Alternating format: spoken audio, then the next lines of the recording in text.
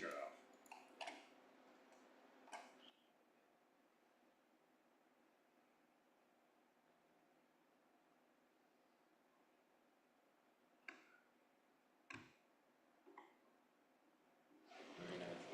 We good, everyone? How are we feeling? Yeah. We can start. Peter, we'll continue to help you if you're having a problem with your mic, but we're going to start. And I just wanted to start by welcoming everyone to Concordia University's fourth space, and thank you for joining us for today's event, Innovations in Plastic Upcycling, Beyond Waste. Now, to help situate you, we are streaming to YouTube, and we are live from fourth space, and we are located here on unceded Indigenous lands in Tiohtià:ke, Montreal. Here at fourth space, we work with our university community to help mobilize knowledge by co-creating daily activities like this one that examine research questions and projects in development across the university. We're running this event as a live stream Zoom meeting, so we definitely welcome any comments or questions in the chat, and we'll be sure to get those to our speakers. Those of you in the space, just raise your hand if you have a question, and we'll get a microphone over to you. With that, it's my pleasure to hand it over to our moderator for this morning, also environmental specialist and PhD candidate, Faisal Shanib. Faisal, welcome in. Thank you. So thank you all for joining us today at this panel conversation on innovations in plastic upcycling. My name is Faisal, and I'll be introducing our panelists in just a minute. But just to give you a quick overview of what we're doing here today, we've got a wonderful group of entrepreneurs and innovators doing incredible work, both here in Montreal and in Uganda. So we have guests online. We have members of CEED Concordia, Takataka Plastics, Concordia Precious Plastics, and Concordia University Center for Creative Reuse, all working towards similar goals in different contexts. That's limiting and upcycling plastic waste while creating both educational and work opportunities in sustainability. Another point I'd like to mention is that this panel discussion has also been the catalyst for a Concordia-wide delegation that will be observing at the United Nations Environment Program plastic pollution negotiations that are taking place in Ottawa later in April. So it's a really exciting time to have this conversation. It's a very relevant time.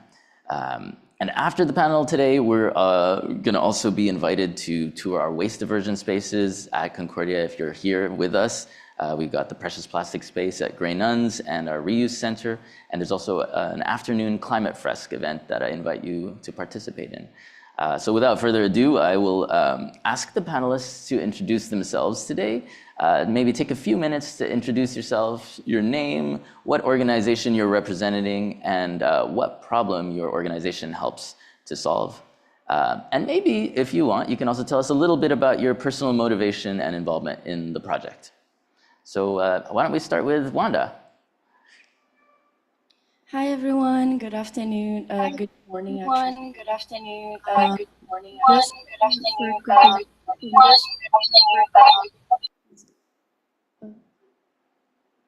Okay, so I'm Wanda or Wanda, and my personal motivation to tackle the climate crisis is that I come from a coastal city in Brazil, and when I moved to Montreal, I saw all of the opportunities we had here with 3D printing, but we weren't having enough reflections on how does this material that's so easily accessible behaves like a plastic and is ending up in the environment unidentified. So we started this association called the Concordia Precious Plastics, or CP3 Concordia, on social media, to create a circular economy model in our university where instead of the waste ever leaving campus, the different plastic types would be diverted here and then recycled for academic and research projects by the hyperlocal community and the student community collaboratively. So very grateful to be here today, and now pass it on to Arian. Hi, my name is Arian Weeks. I'm one of the co-founders and coordinators of Concordia University's Center for Creative Reuse, or CUCCR for short, and where we collect usable materials from all over the university, specifically inside the university, and give them back to the public for free. And we not only deal with plastics coming into the center, but pretty much every kind of material. And trying to encourage the public to see the waste that we have on our shelves in a different way.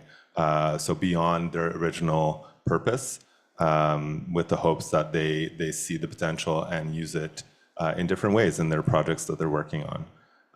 And my motivation, I've been working in sustainability here specifically at Concordia for almost 20 years.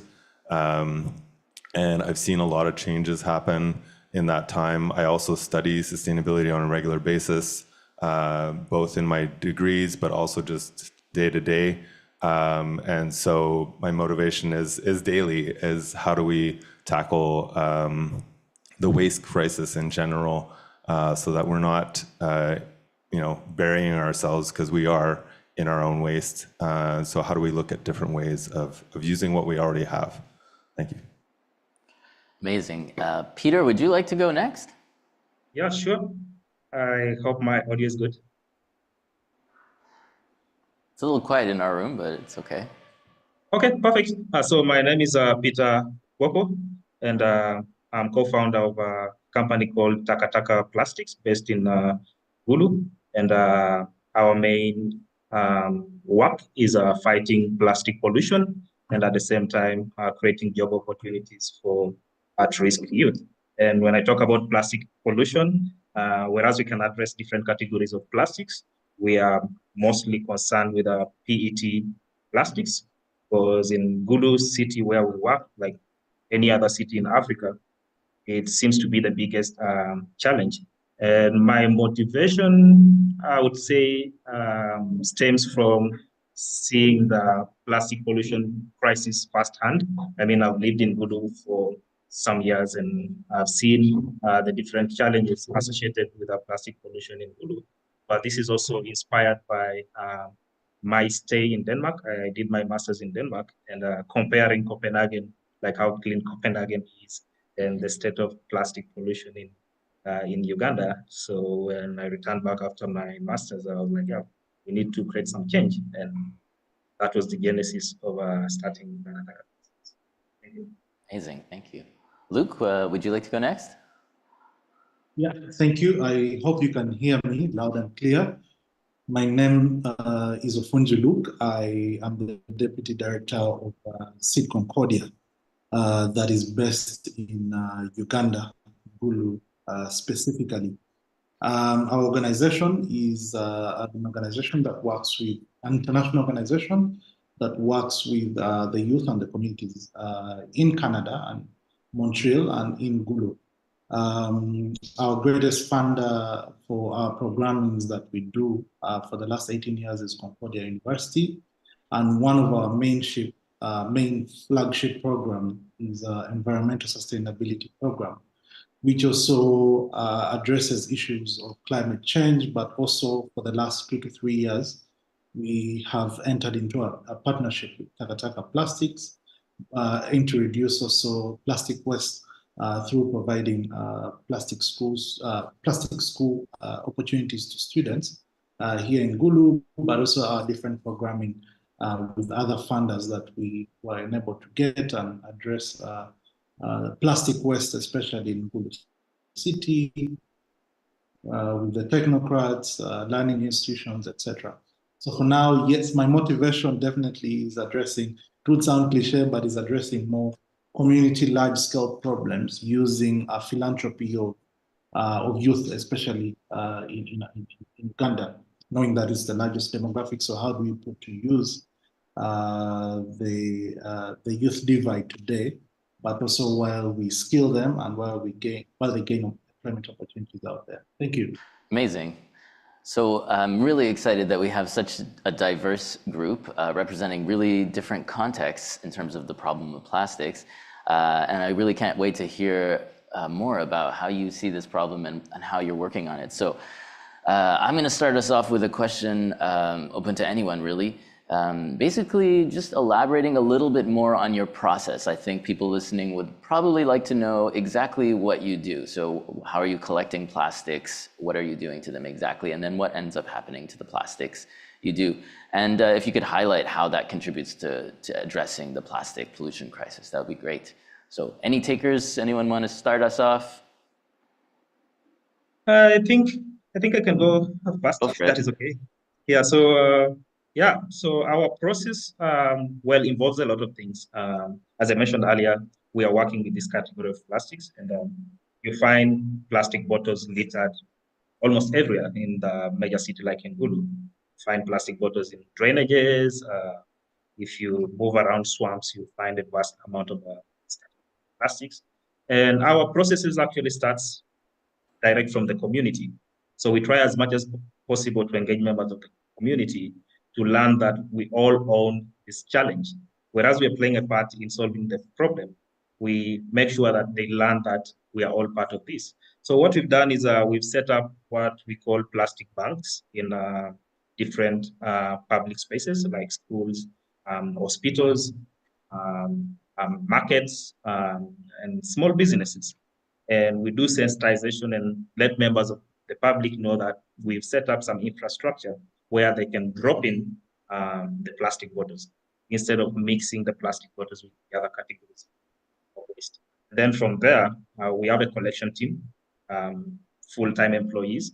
Then we've also trained about 200 members of the community who are part of the collection service providers who collect the plastics from the communities and deliver to our facility, where we then transform the plastics into our primary products, like the tiles in the background, 100% made from PET plastics and water bottles. And then for the other categories of plastics, we transform into things like furniture. During the pandemic, we were making face shields for frontline medical workers. We make coasters. I believe some coasters are in Canada. We make coasters as well, and a wide range of other products. And this is not possible without partners, the different partners that we work. So as Luke mentioned earlier, we work closely with CEED. We work with academia, work with a local university in Uganda called Concordia University, where we recruit interns and train them on different aspects throughout the value chain so that they can execute their different duties. And yeah, the interns have done amazing, and we've ended up recruiting some of them as our full-time staffs. I mean, Uganda has no plastic engineering university, but by trusting them and connecting them to other students, for example, at Stanford University, UC Berkeley, and universities in Denmark, they're in position to learn the processes and also be in position to transform the waste into processes. Thank you. That is briefly about our processes. Okay, amazing. I think we can go after. So first things, very thrilled to share a panel with Peter ever since I found out about the work that you guys were doing at Takataka last year. For the people here, we do have some of the coasters that he mentioned on display and some other items from Takataka Plastics just on the back of the room, so you can check it out after. Our process is similar in the sense that we have collections, so we work very hyper-local here with either plastic donations from individuals around us or the collaboration from various 3D printing labs across Concordia campus. We have been very fortunate with different grant applications and opportunities through the Concordia ecosystem that enabled us to purchase our machines. And basically, we collect the plastics from the labs, or we accept the plastics from the members that will come in. We weigh it, we wash it, we remove any labels. It goes without saying that we sort it, so we manage mainly PLA right now, which is commonly used for 3D printing, HTP, which is like laundry detergent bottles, and also PP, which is polypropylene type 5, also like yogurt containers. Once we sort, we wash, we remove labels, it's all clean and separated. We will shred it into tiny pieces. We then melt it, and then we create products out of that. So sometimes we'll cut them through a CNC, sometimes we will, right now we're exploring making 3D printing filament, which is an extrusion process, and using molds. Amazing. Arian, do you want to talk a little bit about the Reuse Center and plastics? I'm very inspired by Peter, and that he has these somewhat of ambassadors around Gulu, sort of helping in the process of collection. That's amazing. It's kind of inspiring me to try to implement that here at Concordia, because we do have a similar sort of setup where we have bins similar to what you were talking about all over campus, where we encourage the community to use those to put reusable items in there. It most of the time works, but on occasion we end up with things that aren't meant to be in there. It hasn't happened in a while, but I did find a sandwich one year. It wasn't the best experience, but but yeah, to have people that are ambassadors in each of the locations, I think would help maybe reduce the amount of unwanted materials we have in there. But that's one of the ways that materials come to the center is through those large bins. We also have departments that will directly send us materials through our internal distribution services that move, because we do have two campuses on sort of opposite ends of the island of Montreal. Those will come by truck to our location downtown. And also we'll have members, much like Wanda was describing for CP3, come directly and donate. But we really encourage people as groups to put all of the materials together that they've maybe used in their classroom projects, in their studies, and donate those as a whole. And so those are some of the ways that materials come to us. And we do a bit of a sorting process. We weigh the bins as they come in. We have a large floor scale, which allows us to do that pretty easily. And then it gets sorted by our paid staff, but also our wonderful group of volunteers that helps us when we're open to the public. We can't do it without them. And then the materials go out onto shelves, much like you would see in a store. And then the public is welcome to come during open and take those materials. And we do sort, when we're in the sorting process, we're looking at what are items that we know now we're coming on, or we just celebrated 7 years of operating. We now know sort of what will go when we put it on the shelves. So from time to time, we'll encounter often plastic products that we know will no longer, it's just not an appealing object anymore or item. A lot of paper sorting, kind of office supply type of plastic materials just aren't interesting to people anymore. So if the plastic is the right type, we're often actually sending it down the hall to CP3 for them to shred and to use for new projects. So it's really, really nice to have them part of our ecosystem to help us with the materials that we just can't handle or we know are not going to move very quickly. Wonderful, thanks everybody. And Arian, you brought up this challenge of contamination in the bins and this idea that Luke is mentioning about ambassadors who are playing a key role in collections. So I thought I'd ask a question relating to that. What strategies have proven effective in engaging and motivating the community to participate in your plastic collection efforts and the recycling efforts, if there's a role for them there? Would love to hear more about engagement, how that works for you, and what are some of the challenges there? Thank you. Yeah, so for CEED specifically, we, like I mentioned before, we are non-for-profit. And more of our engagement is that we take our programmings to the community. Under our programmings, we have a flagship program, like I mentioned, which is the Environmental Sustainability Program, which aims at addressing climate crisis. And under here, we have a waste management model where we embed composting, recycling, and then tree planting. And the model here is that we leverage on the opportunities of interns from both Concordia University and all universities in Uganda, where we definitely put up the students to these different 4 projects. And here the students aim at giving capacity building sessions to students, building their capacity. It can be, like I mentioned, in composting, plastic recycling with the partnership with Plastic School, which is at Takataka. Then also tree planting, because we aim at at addressing climate change at that aspect.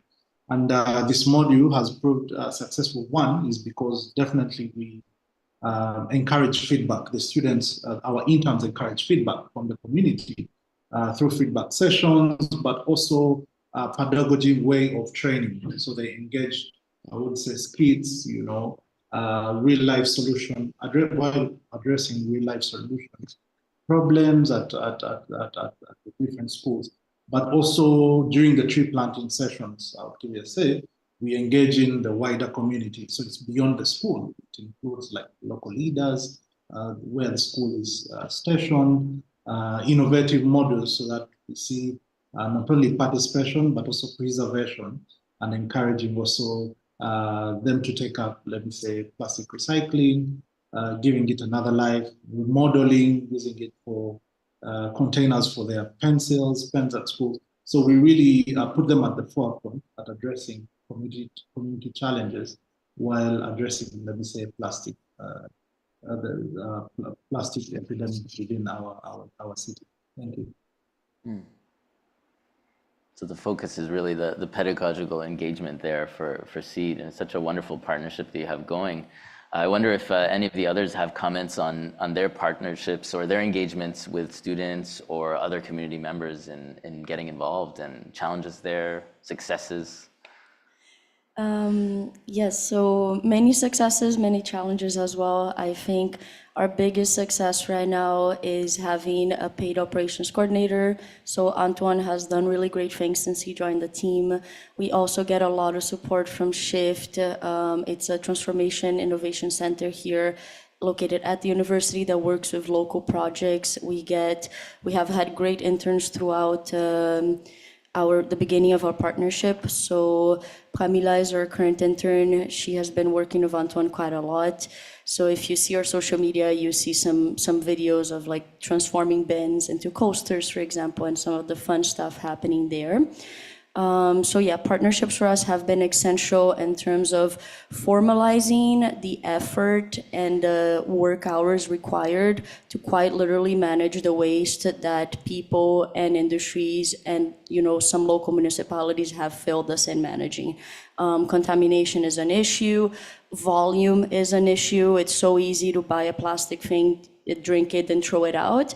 But for every plastic we receive, we have to sort, we have to clean, we have to cut, we have to shred, right? So maybe it's easy to use a laundry detergent bottle, but it's not very easy to recycle it. And that has been our biggest lesson, is we're relying a lot on leadership opportunities and volunteer roles over majority of our years.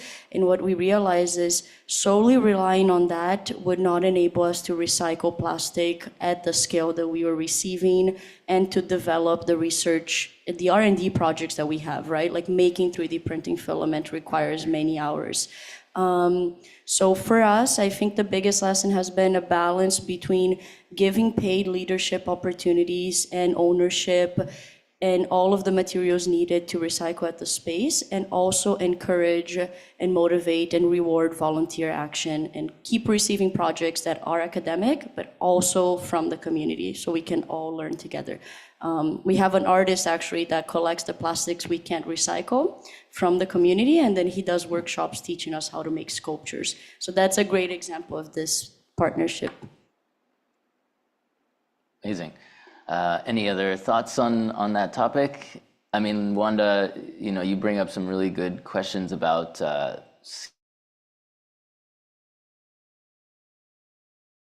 thing I always wonder about when it comes to plastics, because we know we're dealing with just an insane amount of plastics globally, not to mention locally. And so I wonder, as practitioners, how you navigate that dichotomy in your practice, in your organization. Are you looking at scaling up? Is that something you're trying to do to have more of an impact, or is that not necessarily the purpose?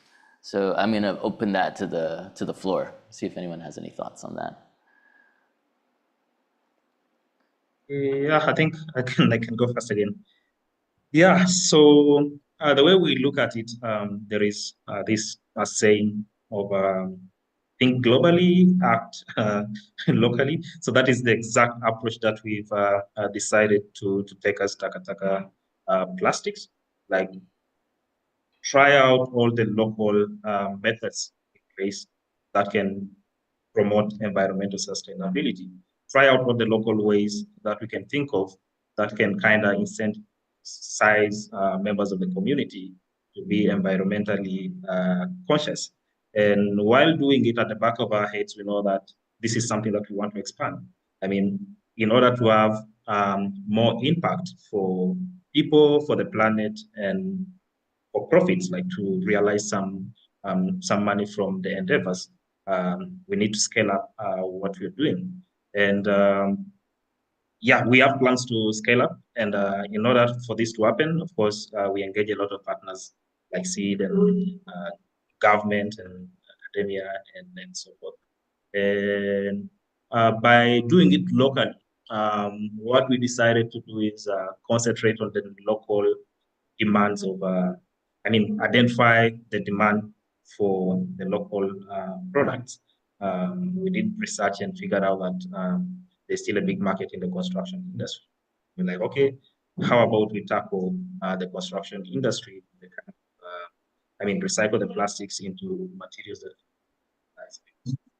industry.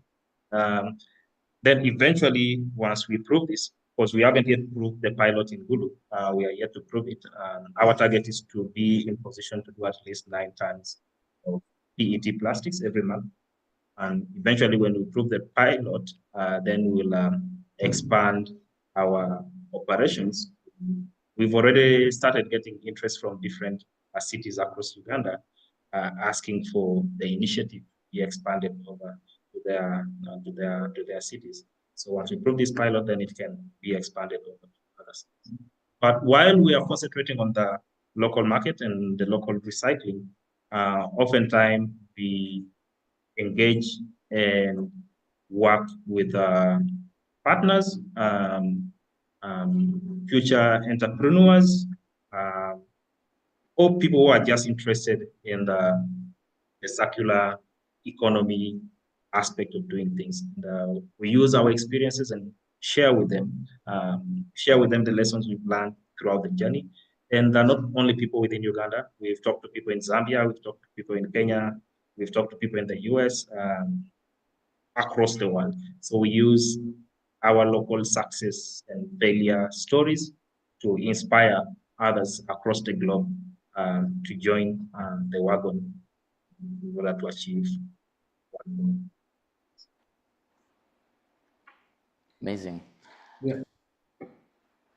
Ofunji, did you have thoughts? Yeah. Go Sorry, ahead.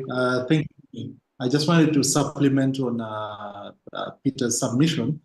Definitely globally, as you know, Uganda is a signatory to different statutory instruments, and this includes definitely the Paris Agreement, SDGs, global conferences, but also nationally, we do have legal binding frameworks such as the NDP3.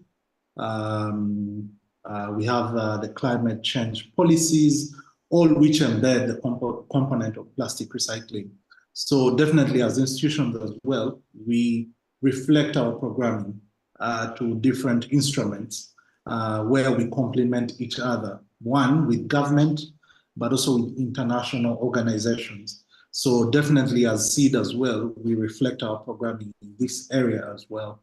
And one of the areas of our local initiative that, again, that we seem has proved a success, definitely would be the mindset and behavior change attribute. As you know, as Peter mentioned, which is the greatest, right? So if we have a population, a community of people whose mindset and behavior is still towards improper disposal of plastic waste, PET bottles, definitely it clogs the streams that later, you know, floodings will develop, stagnant water, malaria. So it's a cycle. But also if, again, the mindset is, we have something that we call caveras. The mindset is that when we are using when we are cooking in the kitchens, we use caveras to wrap our food, then definitely that poses a health hazard as well, especially to the risks to the different sectors of the community. And guess what? That also has now a direct contribution towards the gender roles as well, because definitely the females in the kitchen, the ones, using all these equipment for cooking that is hazardous, but also burning. We have improper disposal of plastic waste, where most of us resort to, the communities resort to burning, which produces all these toxins, which are, again, detrimental to our health. So what has proved a success in the past couple of years has definitely been addressing the mindset and behavior change attributes of the communities together with Takataka Plastics.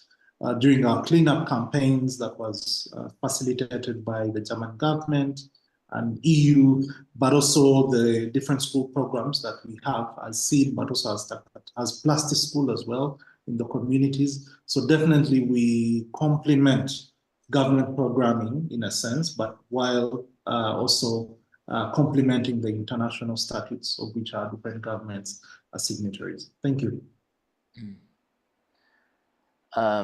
Really interesting aspects brought up there in terms of policy, and I want to get back to that. First, I want to mention also, I didn't mention this earlier, but as panelists, I want you to feel free to just respond to each other. You don't need to wait for my question. I have a list, but I will go through it. But if you have anything to say, please go ahead. Peter, you also brought up something interesting that I want to touch on first, which is assessing market demand. And it made me think each of your recycling or reuse initiatives are structured a little differently in terms of the business model. So I wanted to highlight that to the audience because I think that's an interesting thing to talk about a little bit. We have a business, right? Takataka Plastics is deriving profit to pay for the operations and buy equipment and stuff. And then here at our university, we have more of a kind of subsidized model for our reuse center, and in fact, it's the extreme at the reuse center. There is no money at all. In fact, almost as a policy, we made sure everything is free, then everything gets to be taken as quickly as possible because we don't know if people are going to want to pay for all the stuff we have. And then CP3 has started making stuff to sell things to some degree, right, to help subsidize directly. So I was wondering if you had any sort of thoughts on just the way you're structured in terms of business. If you have any desire to change or hybridize more, or why you value, your approach. Just want to see what you think about that. Yes, so I will take that if that's okay. Please. I have many thoughts on it. I did go to business school. I think business as usual, this model is broken. I think it got us into the crisis that we are now. And there is a reason why CP3 is at a university, right? I could have started a business during my degree. I chose to start a community project. It's because we are in dire need of places that people can come and explore with materials that have been considered waste. Waste is a sociological concept that we are debunking every time we make or we fail at like making little coasters, for example, like these on the table. So the goal for CP3, like CUCCR, and CUCCR inspired me a lot during my degree. I used to joke to my friends that it was like a socialist heaven because you would put in the work, you'd pay your tuition, and you go in and you get everything that people don't value. So like CUCCR, CP3 is here to help students and community members really participate in the research and development necessary to deal with the plastic crisis. This will not happen if it's privatized or 100% privatized, because that's how we got in this mess in the first place. So that's my personal vision. That's what has been working for us, and it's exactly why we are located inside a university. And the goal is for CP3 to continue in the university. The model is absolutely scalable, and with the volume comes the desire to strategize differently. But if myself and the team continue to work as hard as we have been, this is a place that will remain here so people can explore academically or community-wise. and without the pressure of having to sell to finance themselves. So the products that we sell currently, they help us, for example, go to conferences or throw workshops or do like activities within our shop or buy little things that we need. So we're not financing ourselves through it. Yeah, so I think these are important points. And just one thing from the previous discussion that made me think when we were talking about scalability and volume is something we discuss sometimes as a team, which is mental health. When dealing with something as big as the climate crisis, where we're in dire need of public policy, research spaces, businesses, everyone working together, we also need to manage our own mental health, because even if we put, and God will, and I hope we will at some point, we put a public policy to forbid all plastics, no more tomorrow, no more production of virgin plastic, we have to deal with all of the legacy plastic that's in our fresh water, it's in our land, it's in our bodies. So yeah, eco-anxiety is a big thing, and I think it's something that, you know, being in a place that's not as profit and like quarterly driven enables us to also open the floor to this kind of healing and community action together. Yeah, we've always been a place that has free stuff at the Reuse Center here at Concordia. I think primarily because it kind of feels awkward and weird to charge people for what was waste. There are a lot of different models across this country, across the planet, when it comes to reuse centers, but we believe that it didn't make much sense for us to monetize by weight, by whatever model you want to look at. And I think we've seen how the community has really embraced that, because we do ask when people check out, so we weigh things as people check out, and we ask people how much they think they would have spent at the store. And we've had some silly answers in the past, but for the most part, we think people are pretty accurate with their estimates. And so as we celebrated 7 years, we looked back and looked at that number, and we're at close to $400,000 of money saved in money that people didn't have to spend on the materials that they needed for their own lives or for their academics or for whatever they were coming into shop for. But we are, we're in a different time. There's a lot of budgets being crunched right now. We're feeling it here at Concordia at the moment. And so we are looking at monetizing part of the operations of zero waste in general at the university. And so kind of taking a cue from CP3 is selling things that we've put a little extra energy into to sort of refresh, refurbish, in some cases upcycle, and putting those on a store that's available for people to purchase.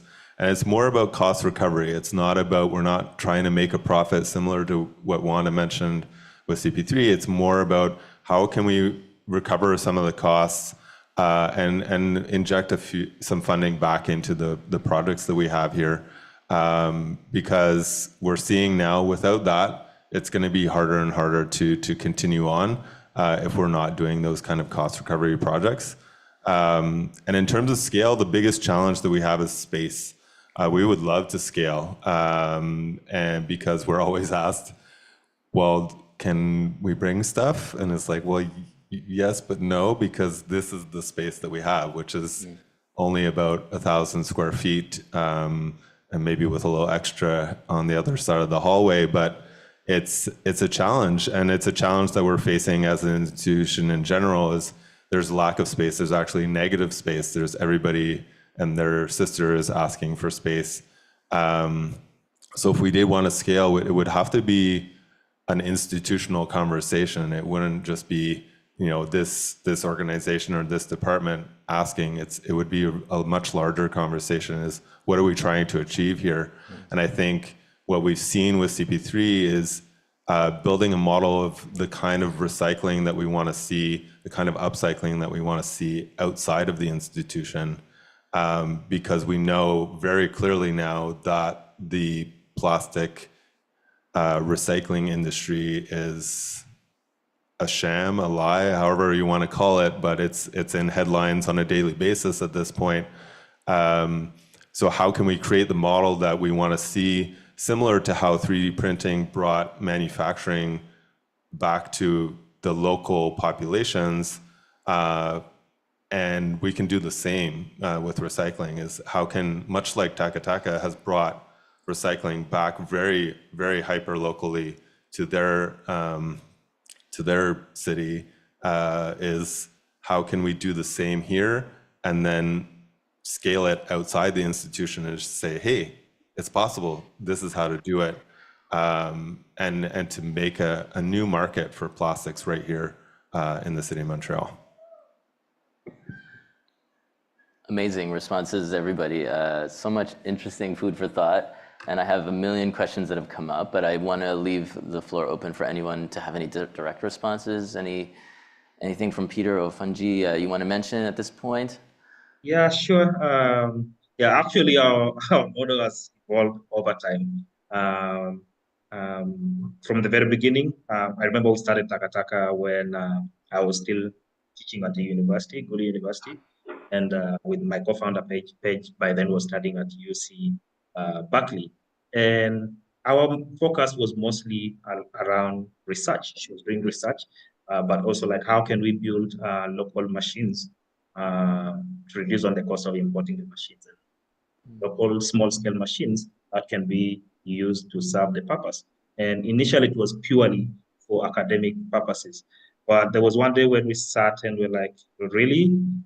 If we just leave it in academia, how then will the vast amounts of plastics in Gulu City be handled? I mean, Gulu City produces more than 20 tons of plastic waste every month, PET plastic specifically, every month, more than 20 tons. So like, really, should we just stop on research and building this small-scale machine, prototyping with products?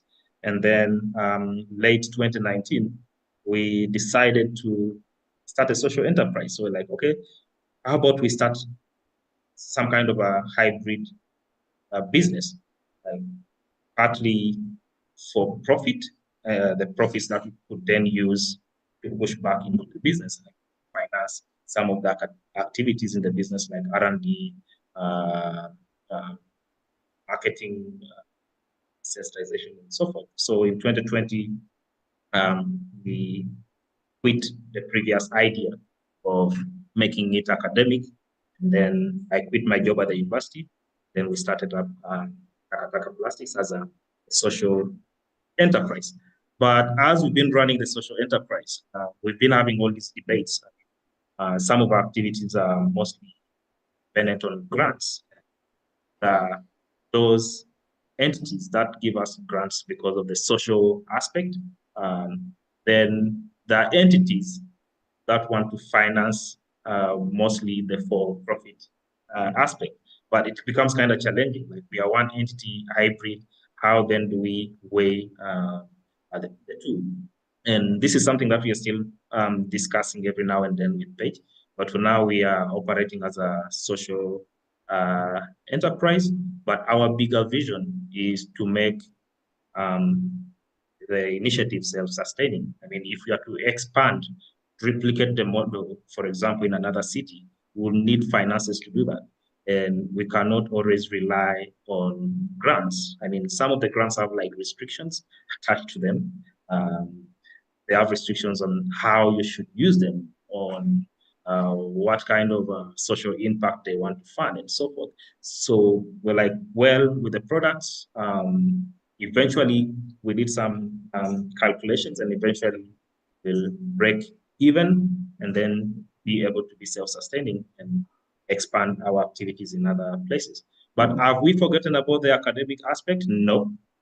Recently, we acquired about 8 acres of land where we're almost done with the architectural work, and we secured some grant to build up a permanent facility. And part of the facility is, I don't know how to call it, is some sort of an incubation hub or innovation hub, where we want to bring students from different universities and equip them not only on matters related to waste management.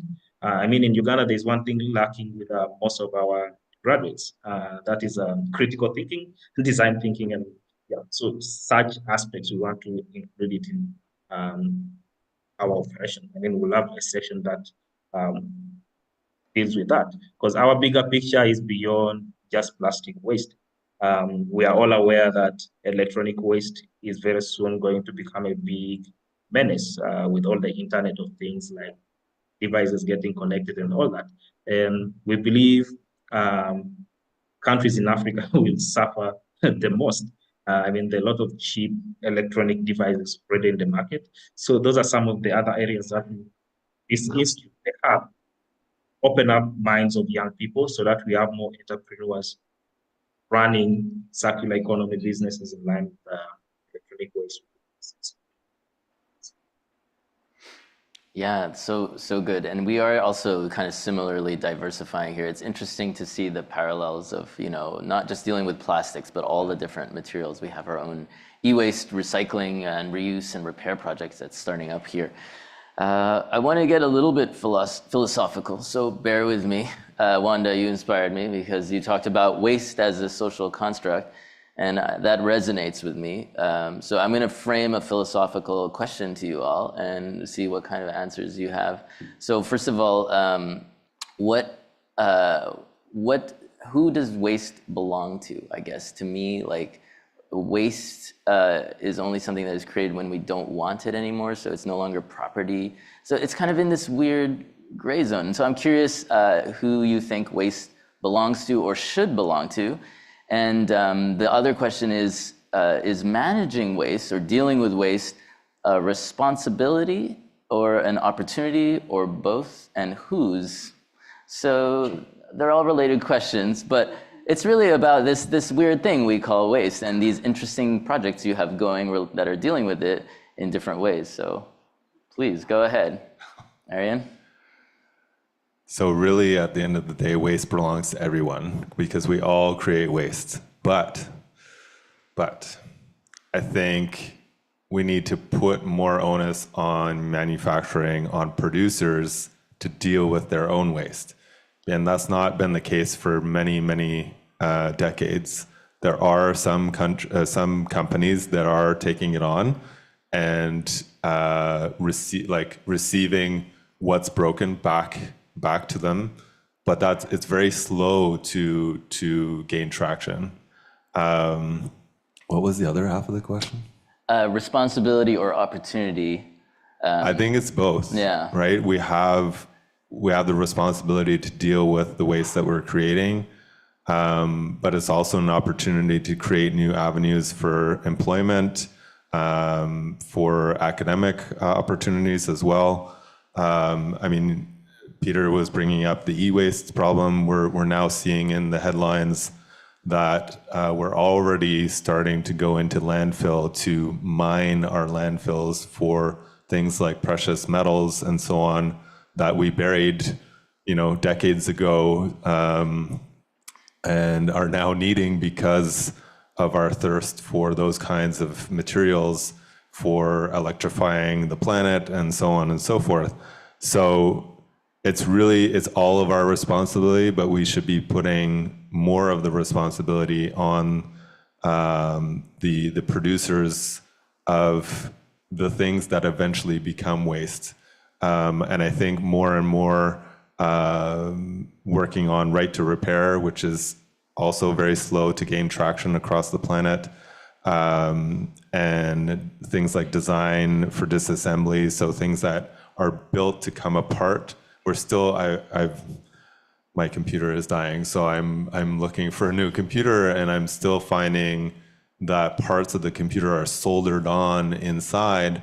So I don't want to buy that because I know that it has a certain lifespan, which will mean I have to spend more money on a computer that does come apart. So these are the challenges. We really need to put it on the producers, because it shouldn't be the responsibility of the 99% to deal with the waste of the 1%, which is really what we're seeing right now. So yes, it's the responsibility of all, but the responsibility of the few as well. All right. Any other Yeah. thoughts? Yeah, I would like to supplement from the previous speaker. I think, yeah, he really alludes to the responsibility of the users, especially how do we lobby for extended producer responsibility rather than CSR, right? And majority of multinational companies, those that have, those that don't have, another debate of that. Most of them are currently doing that. So where they, definitely because of the resources, it's CSR strictly. But then how do we then lobby for extended producer responsibility? Because you're producing sodas and plastics, what are those initiatives that you're doing to take on this responsibility? But also provision for the single-use plastics, right? How do we wipe away that? But also how do we adopt the circular economy? And yes, the responsibility lies amongst all of us, where opportunities are shared, such as employment, innovation. We do have a couple of innovators we showcased from our previous project that was again sponsored by EU, where we highlighted innovative ways of giving plastic second life through art and all these. So there are very many opportunities, such as sharing of art, because we showcase artists that are using waste to create art, you know, but also other employment solutions. Thank you. Thank you, Ofunji. Any more thoughts? Wanda? Yes, I'll jump in. So I would just bring you back to my world, which is the plastosphere. So I'll focus on that kind of waste. So for me, the waste management problem, if we look at its plastic history and mass adoption after World War II, I would say it's an unfortunate marriage between industry and fossil fuels industry, notarized by the pressure of a global government.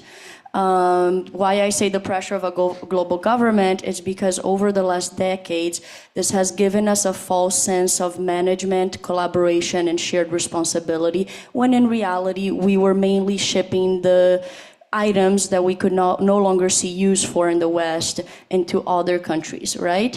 And this is problematic in many, many, many layers. But in terms of responsibility, given that this is a business as usual problem that has been normalized by many policies and also our own individual actions, I think it is a shared responsibility to manage it. But given that the majority of the profits are going towards the fossil fuel industry and the producers of virgin plastic, they should have a bigger financial responsibility into the management. The management side does not necessarily need to come from them, because it's very difficult to trust the industries that have created a problematic to manage it.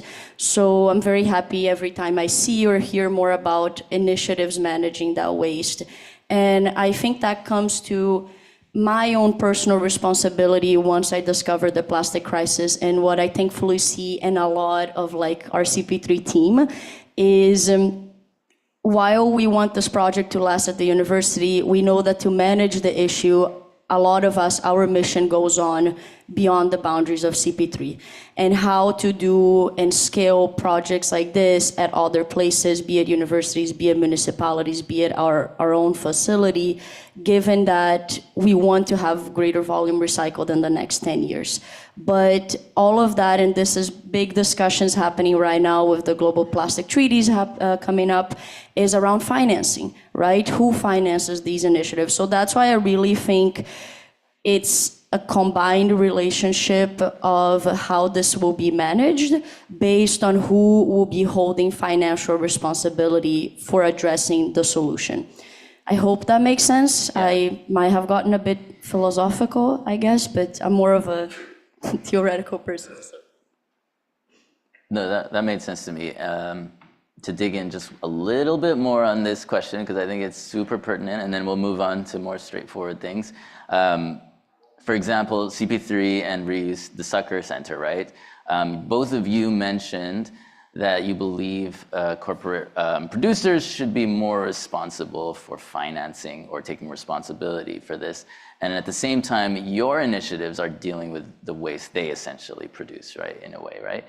So I want to navigate that question a little bit. So let's say these companies started paying a subsidy for this waste that they produced. Would you be willing to have that finance your operations to some degree, or would that feel like some kind of convoluted greenwashing process where that waste shouldn't exist in the first place, and maybe even your projects shouldn't exist in the first place?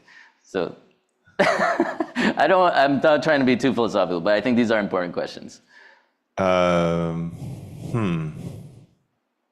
Yes, I would take their money.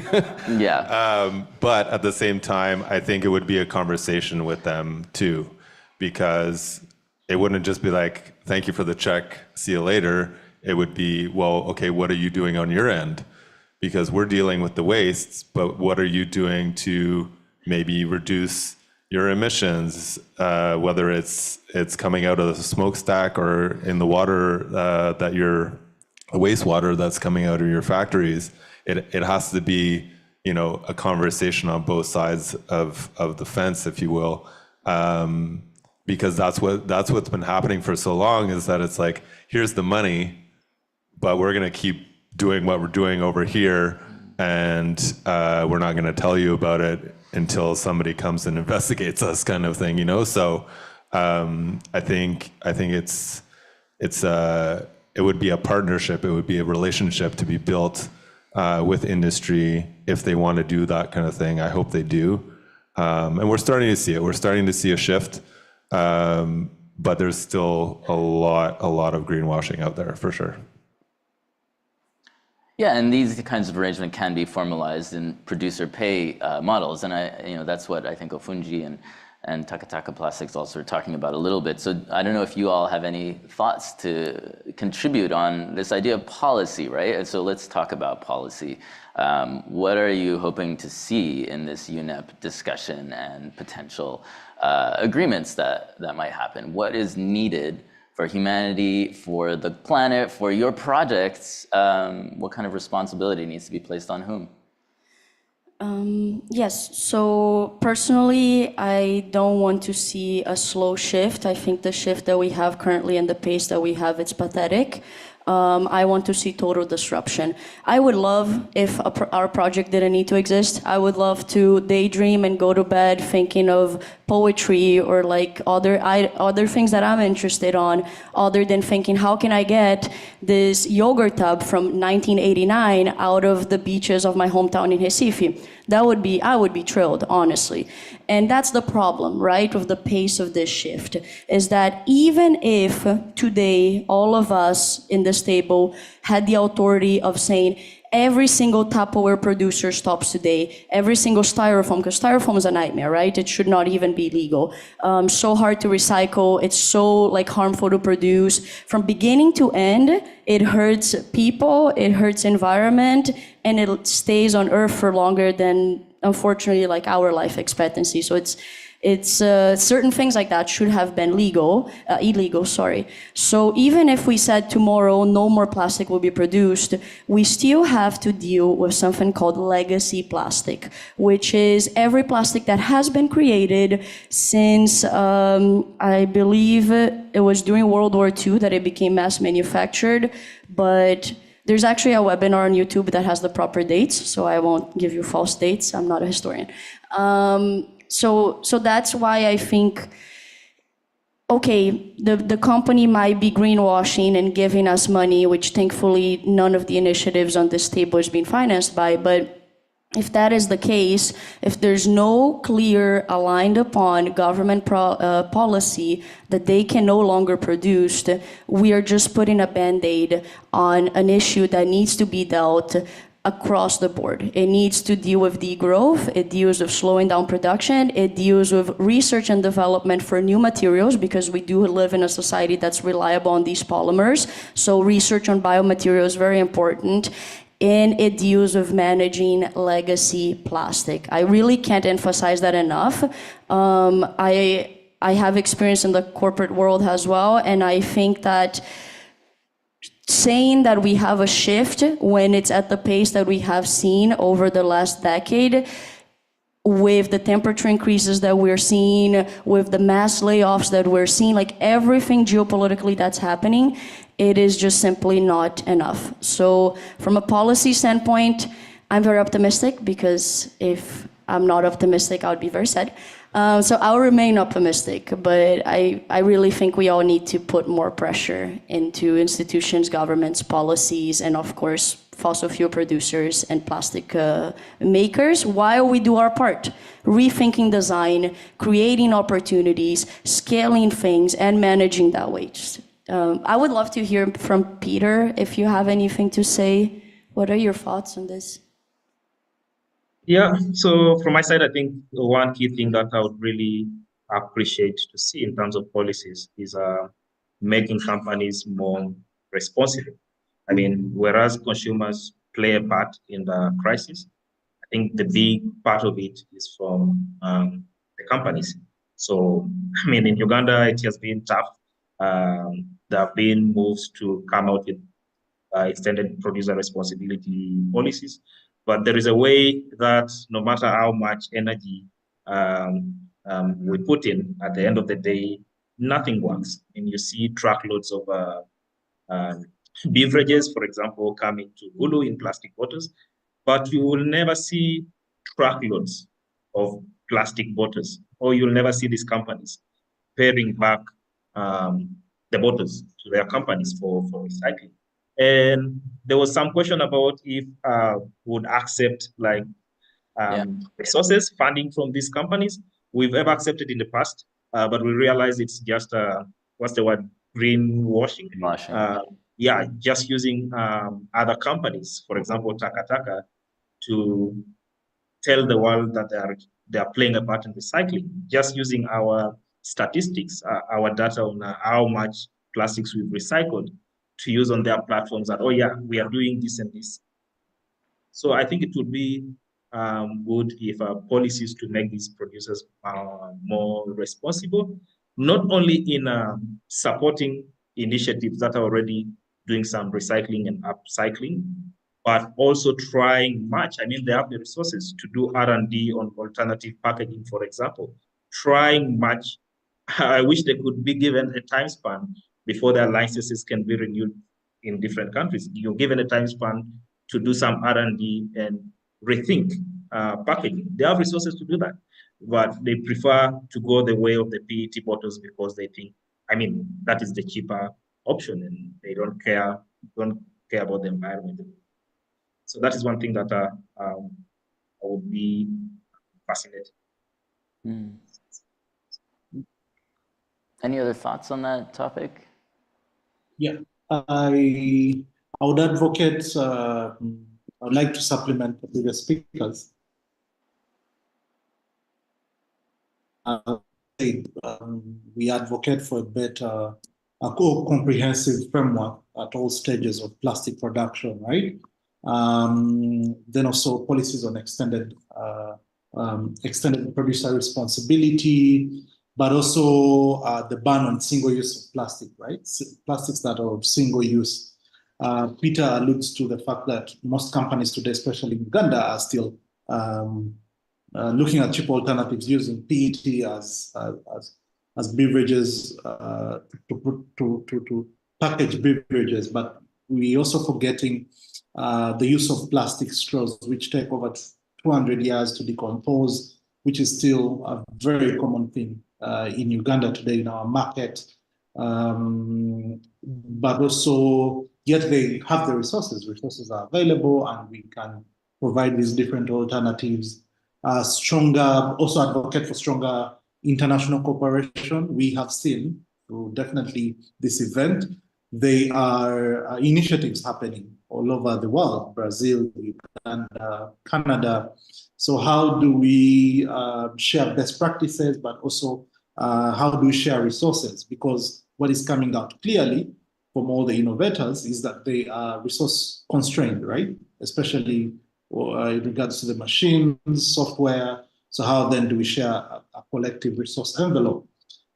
Definitely investment in infrastructure, that has a direct link with investment in infrastructure. Most of us want to break even, want to expand. Takataka is doing that. CEED wants to do that in programming, all these initiatives. So there could be direct linkages and advocacy to advocate for strong international cooperation, a comprehensive framework, and through investment in infrastructure. Thank you. Amazing. Such thought-provoking answers there. And when you're talking about, shared resources, it really inspired me to think of imagining a global exchange of resources on tackling plastics, how powerful that could be. I want to get a sense, Wanda, you have a response? You were lifting the microphone, yes, please. so that exists. CP3 stands for Concordia Precious Plastic Project. We're not reinventing the wheel when it comes to plastic recycling. It's all out there. It's all open source. If you go on onearmy.com, you see the Precious Plastic Project there with a lot of resources.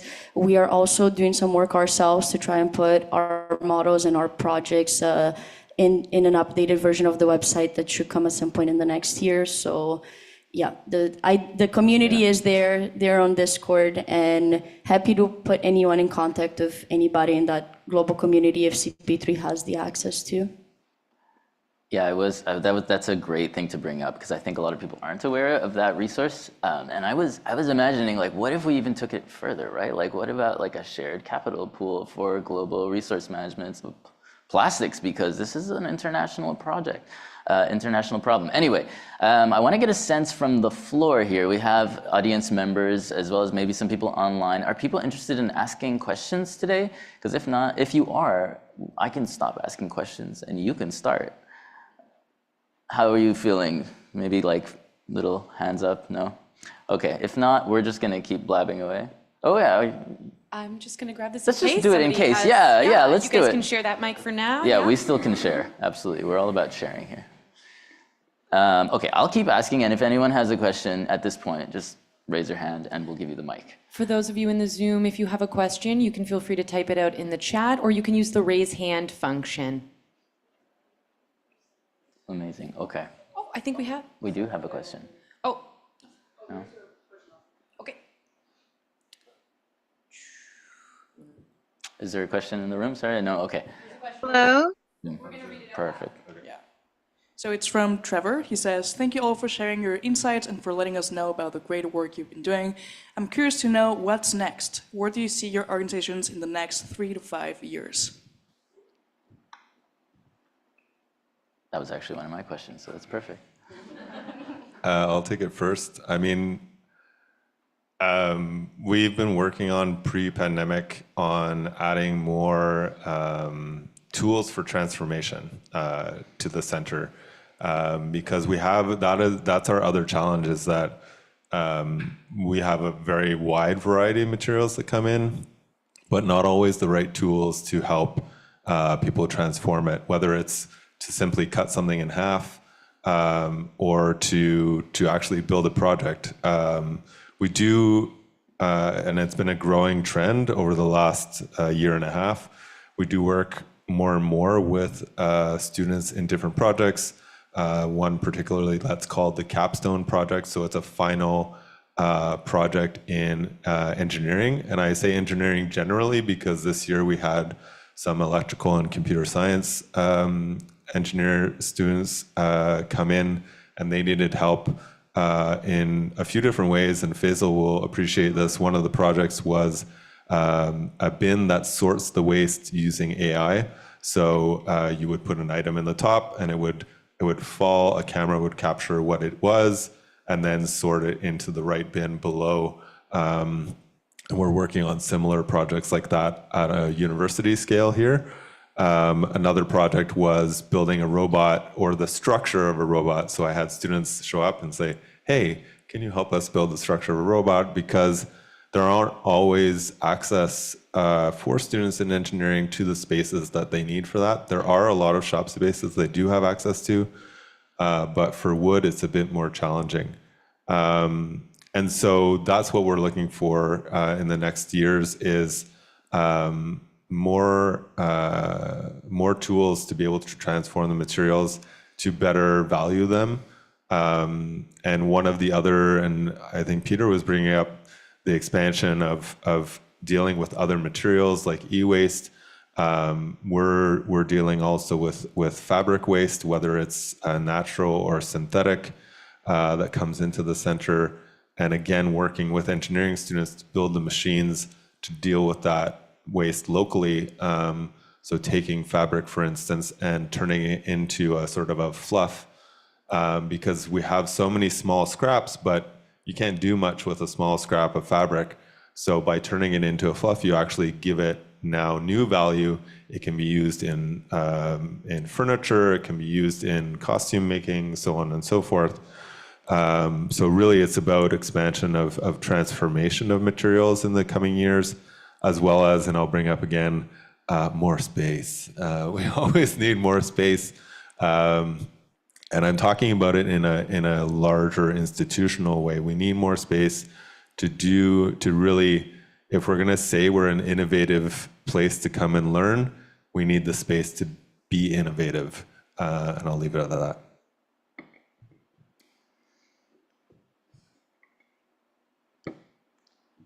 We do have another question on Zoom, if we're ready for that. This one is from Sasha, and they say, I am curious about alternative products to plastic, like using mycelium products for packaging needs. I love that. So like I said before, the world we live in has been adjusted to having the facility and the convenience of plastics. There is a great new world that has been unfolding before our eyes of biomaterials and bioplastics. Some of us at CP3 explore with what I call indie science, or the internet calls do-it-yourself biology. So personally, mycelium I'm not very familiar with. I have a couple of friends that have worked with that before. I went to a conference in New York in 2021 for Biofabricate. They have a great report that you can download as well on the state of biomaterial. The main thing that came out is research is very much needed in that industry. And we are in a world where people want something for yesterday, ready to market, and plastic can offer that. It is not the same with biomaterials. It's a new world that we are researching, and a lot of the people and companies exposing at that conference, they had put how long did they need for R&D before bringing out the product to market. Personally, I explore with potato starch bioplastics, rice starch bioplastics, and kombucha leather, so overgrown kombucha leather to make materials and like outfits, for example. So all of that, it's online as well. And if you do send an email, happy to send you some resources if this world interests you.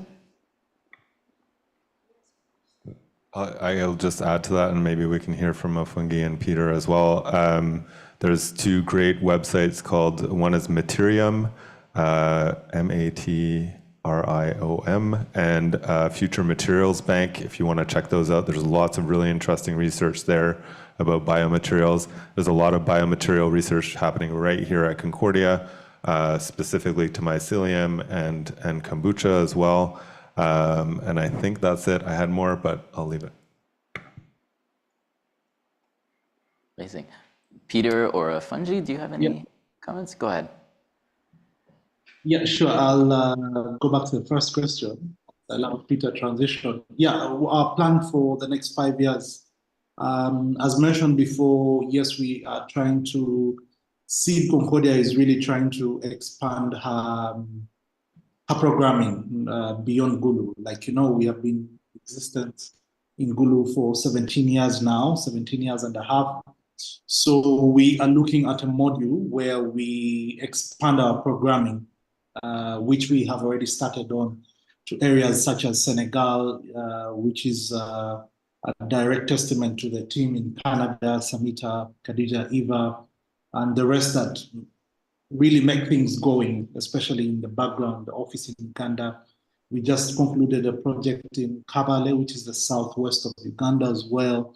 So holistically, we are looking at expanding our internship program with the main aim to addressing the underemployment issue, but also providing experiential learning to university students, but also while we equip them with leadership development techniques in running different projects. There we feel will give us leverage in addressing different community challenges. Different communities within Uganda are very different, right? They speak different languages. The way of life is different. The way of addressing solutions definitely makes it different as well. So that is the future in which we want to transition to. So we are trying to see that we do have a programming that is all over Uganda, but also addressing different environmental challenges. One of the challenges that is coming up as well in Gulu is the energy transition, right? Where also we had a different project addressing those community challenges, especially how do we then transition into the green space of energy, especially with the leadership of the institutions such as local government, government itself, civil society. So we also have a role to play in that as well. So yeah, thank you. Peter? Yeah, so 3 to 5 years, I think I've mentioned a few components. One is space. We want to expand to a bigger space. We've already applied. Then 2 is having standards for recycled products. I mean, that is one of the challenges that we have at the moment. The country has no standards for example, recycled wall tiles. And we are working hand in hand with the national body charged with coming out with standards and doing the certification process. So we believe in 2 to 3 years, the standards will be in place and more players. I mean, one reason as to why many players in recycling in Uganda leave the business is because even if you produce the products, it's hard to sell the products unless you get the standards. The unfortunate bit is the government has no standards. So we are currently working with the body charged with that to come out with some standards for that will be beneficial to Takataka, but other players as well. 3 to 5 years, the other component that I mentioned is the training hub, a space where students from across the world can come and learn a multitude of different things. Circular economy. Then the other question was about alternative products to plastic. I'm not an expert in this area, but what I would say is it's easy. Like, as we wait for the alternative products that will come out from different researchers using reusable bottles. Imagine, like, if right now 1 million people are using reusable bottles instead of the plastic bottles, that would save 1 million plastic bottles. And if more and more people start using this, I've seen in Uganda, in the past, we had only these small plastic bottles scattered everywhere, but I've seen companies coming up. In Gulu, I think we have like 2 companies that are now selling water in the big 20-liter plastic bottles. So if more and more people start adopting to sustainable solutions, then I think if it is hard to push the producers to change, we can change the way they do their things by adopting different practices, like using the reusable bottles. Then I was in India last year, and I saw most places using they were using clay cups for coffee, and then I found it interesting. I was like, wow, I think this is the way we need to go. Like, even if you do it at a very small scale, the butterfly, I mean, the replica effect will span across the globe and have a better world. So true. Do we have any more questions? Yeah. We do. We have a few questions in the space. Great. Oh, okay, great. I think we had another question up front here. Any raised hands? I was just curious about the model for Takataka. I've been to events through CEED, and it seems like if in a developing nation they're able to divert a lot of the plastic bottle waste to produce product. I'm just curious to know if that model has been copied or replicated. You said you're from Recife, if it's been done anywhere else, and even at the university, like through CUCCR, if they're able to do something similar. I'm from Toronto, and one of the things that I notice here is that they're not great with any type of reduce, reuse, recycle plastic bottles I've seen in the garbage. Even here at different events that I've gone to, there's very little composting that happens, and nothing really with the green bin very often. So this city can come a long way. You were talking about eco-anxiety, and it's very burdening when you see things like if you're not top management at the city, it's like, how do you make any change when you see so much food waste going into the garbage, for example, when it could be diverted and so on. So I just wanted to know if among the group that you have, if you replicate each other's models in different locations and different organizations and so on.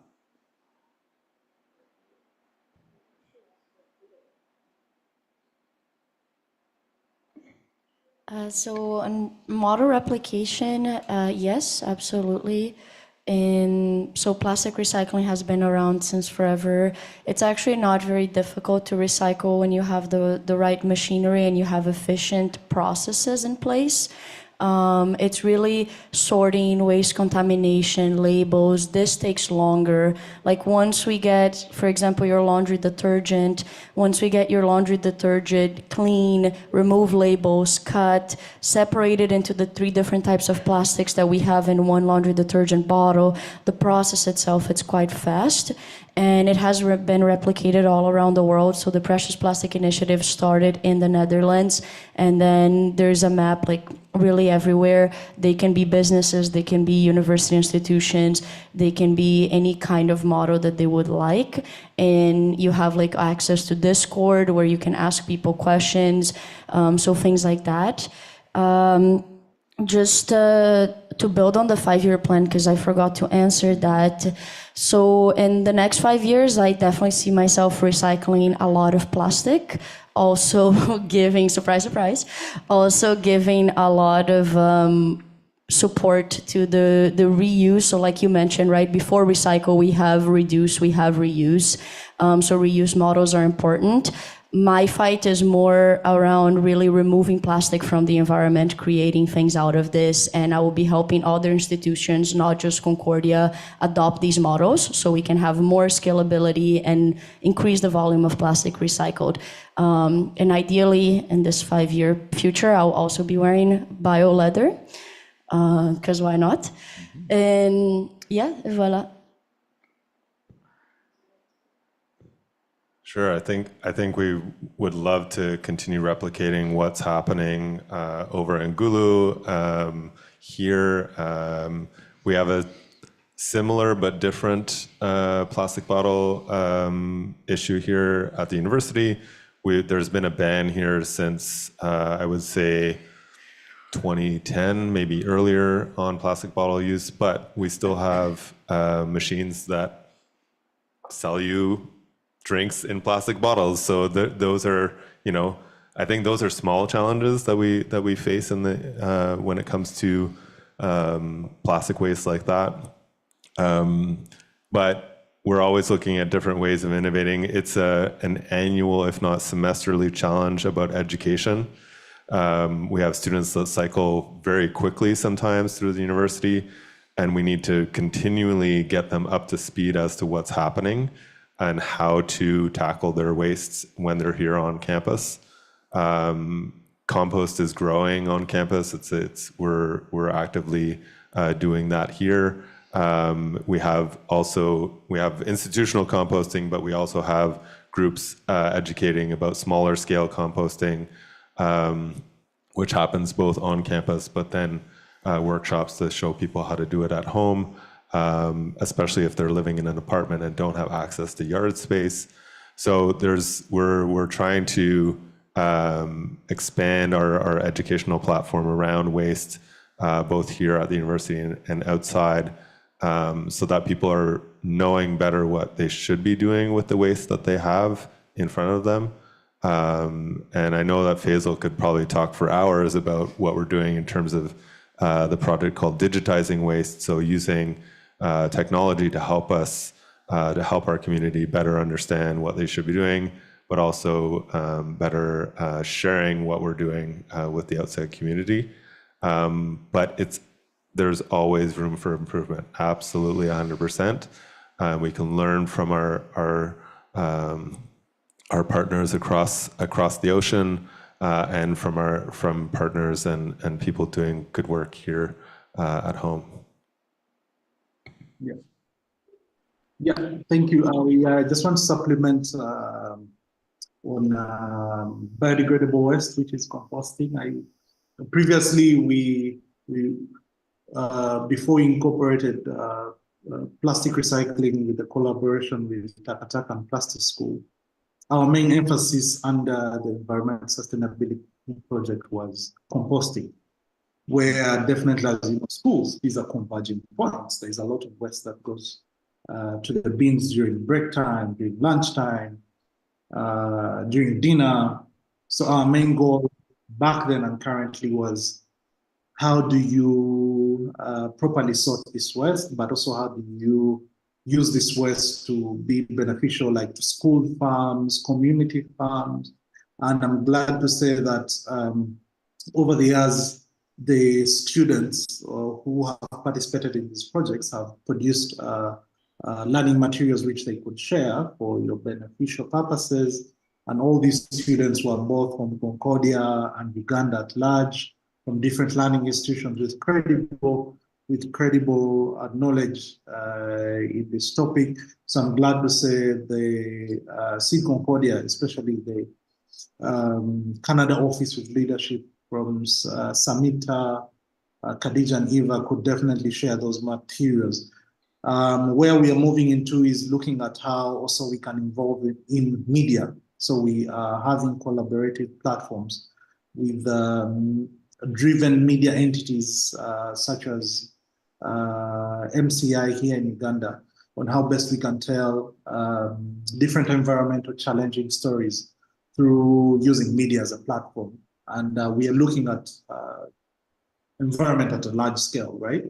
Not only composting, we're also looking at energy transitions, which is really key, waste challenges. So definitely there's really room for collaborative ideas, learning from one another. For Uganda specifically, if you remember Peter, in 2019 when we had the Gulu Green Marathon, Peter alludes to the fact that back then like how you sit in a conference and each one of you is given a water bottle, a plastic water bottle. So imagine your conference has invited 600 people, those are 600 plastic, bottles. And I'm glad to say from then to now, we are transitioning definitely to reusing, carrying your own water bottle, right? But also for events such as those, there's a dispenser, right? Where they are like 40 glasses, depending on those invited, and you definitely have to go and pour and refill your glass at need. So yeah, definitely there are those initiatives that are really also, and mindset change practices that are taking a toll in the community. Thank you. Wonderful. And I just wanted to point out today we are using reusable dishware from the Dish Project, which is a student initiative that got adopted into university operations, and we hope to continue. So it is important to talk about the reuse part of this. There's another question online, and do we want to try and do that as our last question? Wonderful. So this one's from Sean. With the upcoming INC4 session, what role can companies in the plastic recycling and upcycling space play when it comes to pushing for a legally binding treaty to end plastic pollution?